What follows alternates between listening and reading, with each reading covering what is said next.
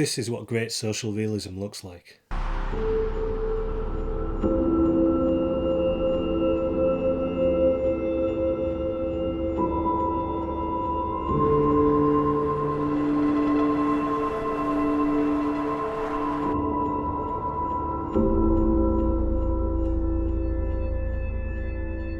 Collection Only is the story of a couple who are driving 7 hours to Newcastle to pick up a motorcycle that's, yes, collection only.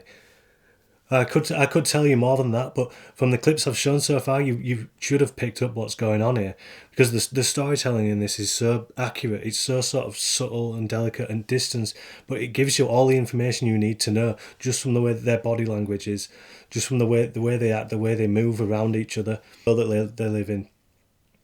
And not just building it, but it actually shows you it. It takes you around the city and shows you the people, the places that these characters visit along their journey, and it really makes that world come alive, and it takes you into it. It shows you it, and you feel like you're there. And that's all you need to do to make social realism, is to just have those thoughts.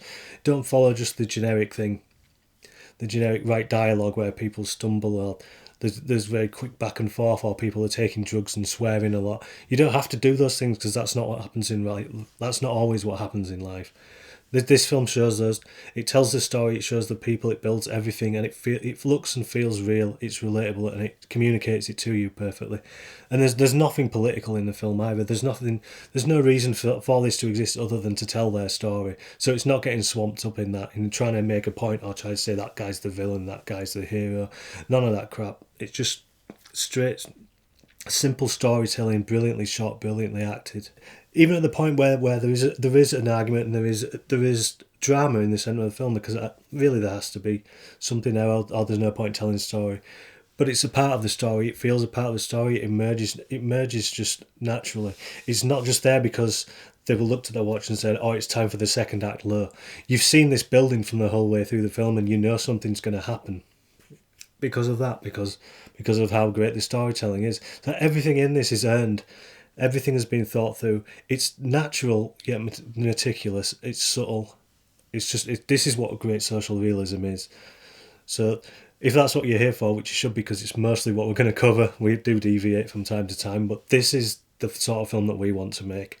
The sort of film that it bucks the trend. It makes it feel fresh again, and it's exciting to see for things that aren't just following the sort of Ken Loach route of, it has to be an issue first, it can't be a story about characters.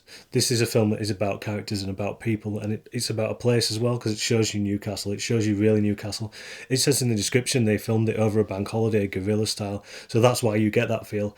And it's that same feel that Ken Loach had right at the beginning in Poor Cow. There's a scene that always sticks with me in Poor Cow where they're in a pub, and you see all these people and you think, did they know they were in a film? Because it doesn't look like it. The people look too real, and they look so uninterested as well. And you don't get that with extras, I don't think. A lot of the time in social realist films, when they have the extras in there, they'll just have them there so if someone says something, they'll go, oh, and they'll all react like they don't have their lives to live. But when you do it like this, you see that these people, they've got their own interests, they've got their own lives, and everything's just going on around this. We just happen to be focusing on these people at this time. So yeah, I said a lot about that film because I really liked it. So as usual, the link will be in the bottom. So check it out. Tell us what you thought about it, and don't forget to subscribe, link, and share. And there'll be another Indie Short Reviews next Wednesday. And see you in a bit.